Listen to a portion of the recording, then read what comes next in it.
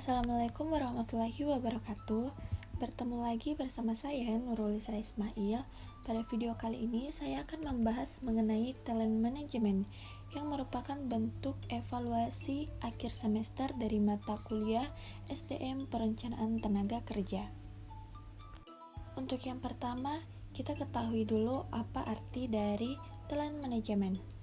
Menurut Pella dan Inayati pada tahun 2011 dalam bukunya yang berjudul Talent Management, bahwasanya talent management atau biasa juga disebut dengan manajemen talenta adalah serangkaian proses SDM organisasi yang dirancang untuk mengembangkan, memotivasi, dan mempertahankan keproduktifan karyawan yang terlibat.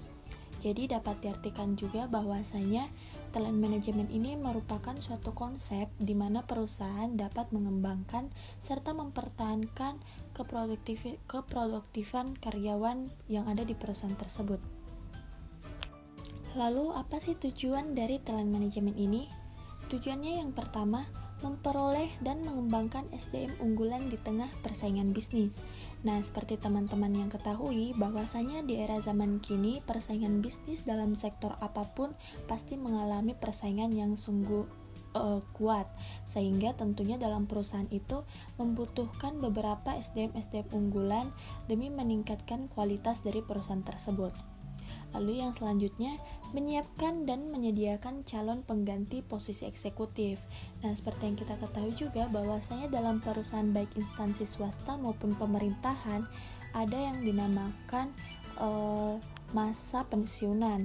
Nah, sehingga adanya talent management ini, perusahaan dapat menyediakan calon pengganti pada posisi yang misalnya posisi tersebut individunya sudah pensiun atau keluar, atau misalnya ada kendala tertentu. Maka dengan adanya talent management ini, perusahaan dapat langsung memberikan individu kursi pada posisi eksekutif. Lalu yang selanjutnya, mempertahankan karyawan yang high potensial dan high performer serta pengembangan karir. Dengan adanya talent management ini juga, maka karyawan dapat diberi kesempatan untuk merasakan jenjang karir atau pengembangan karir, serta tentunya untuk mendapatkan posisi pengembangan karir ini, kesempatan jenjang karir ini tentunya kriterianya yaitu karyawan yang memiliki high potensial atau high performer, misalnya dari skillnya yang hebat atau dari kinerjanya yang baik. Lalu menyusun proses asesmen untuk karyawan yang berpotensi. Nah, tentunya karyawan yang pada umumnya serta karyawan yang berpotensi memiliki perbedaan yang jelas. Nah, dari sini perusahaan harus memiliki perlakuan khusus terhadap kedua karyawan yang berbeda ini. Tentunya untuk karyawan yang berpotensi pasti memiliki posisi yang lebih baik atau posisi yang lebih tinggi daripada posisi karyawan yang ada pada umumnya. Dan yang terakhir, tujuan dari talent management ini membangun rasa memiliki perlunya karyawan yang bertalenta yang baik untuk mengembangkan perusahaan. Nah, dengan adanya talent management ini, maka perusahaan itu memiliki rasa penting bahwasanya ternyata untuk memiliki SDM yang unggul itu sangat penting dan sangat baik, karena dengan adanya SDM yang unggul, adanya SDM yang hebat, dengan adanya SDM yang bertalenta, maka perusahaan ini tentunya kinerjanya bagus. Tentunya perusahaan ini memiliki kualitas yang baik, karena kalau misalnya SDM, contohnya dari SDM keuangan, maka keuangan dari perusahaan tersebut baik. Kalau dari segi HRD-nya, ketenaga kerjaannya baik, maka dari perusahaan tersebut juga proses operasional pekerjaannya juga baik. Nah, setelah kita sudah ketahui apa arti dari talent management serta tujuannya, yang selanjutnya saya akan menjelaskan mengenai tahapan atau proses talent management. Untuk yang pertama, tahapannya yaitu menetapkan kriteria talenta.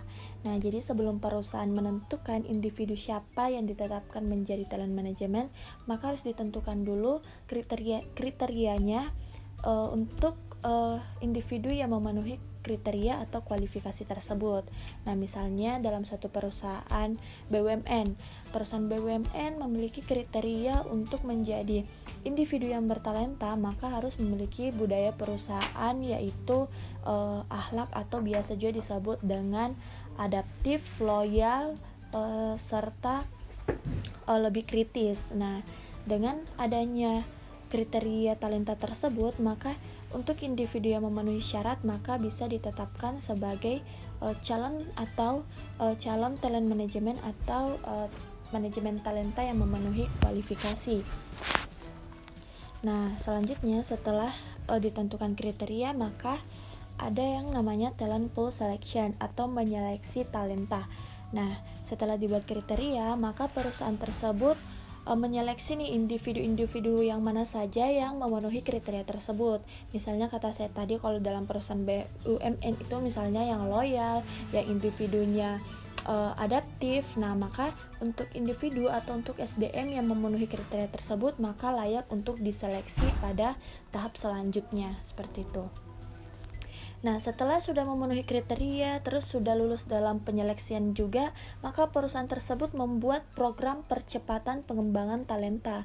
Meskipun yang kita ketahui bahwasanya SDM yang bertalenta ini tentu sudah be better daripada karyawan yang sebelumnya.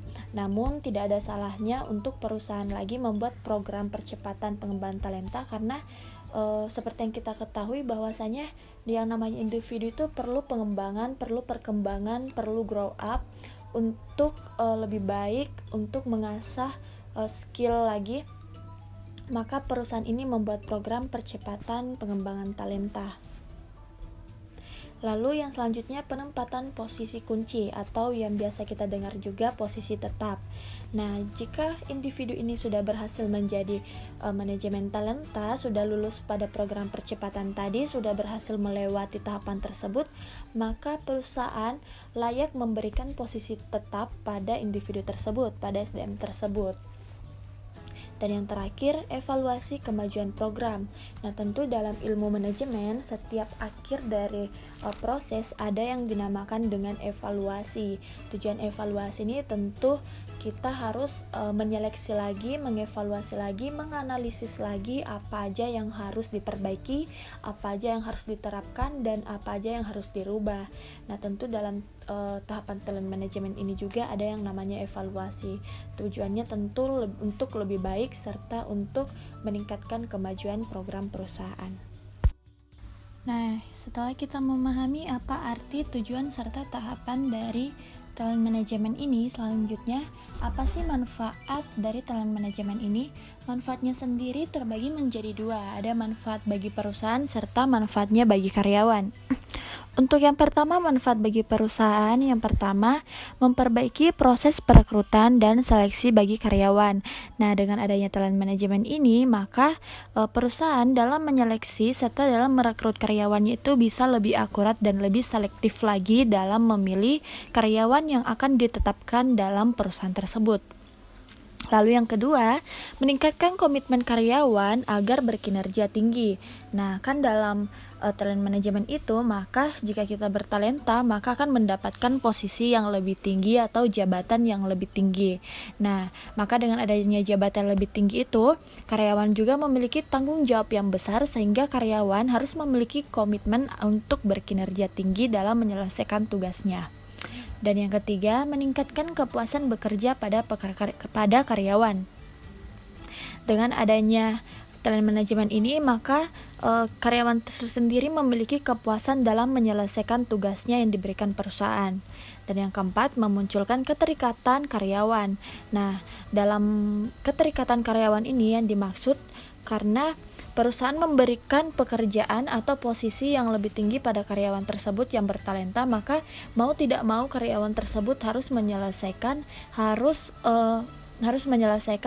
memilih serta harus berhasil dalam perusahaan tersebut dalam menyelesaikan tugas tersebut, sehingga inilah yang disebut keterikatan karyawan pada perusahaan.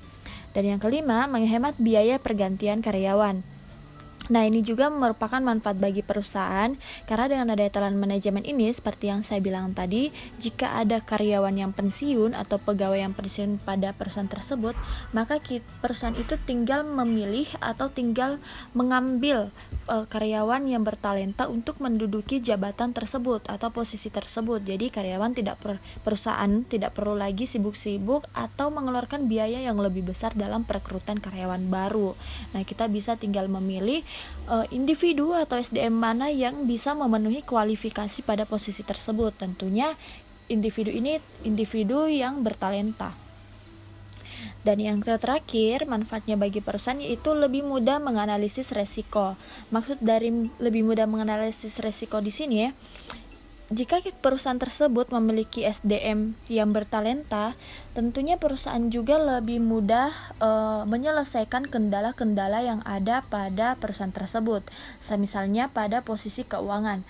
Misalnya terjadi penurunan keuangan di perusahaan tersebut. Namun karena memiliki SDM keuangan yang memiliki ide yang kreatif, memiliki skill yang baik, maka permasalahan-permasalahan tersebut lebih mudah diselesaikan karena dapat diandalkan oleh individu yang bertalenta tersebut.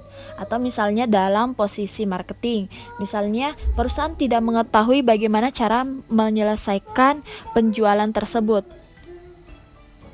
Nah, maka dengan adanya individu yang bertalenta dalam bidang marketing, maka perusahaan tersebut dapat melakukan penjualan yang lebih baik, misalnya melewati e-commerce atau melakukan iklan. Nah, tentunya ide-ide tersebut dari individu yang bertalenta.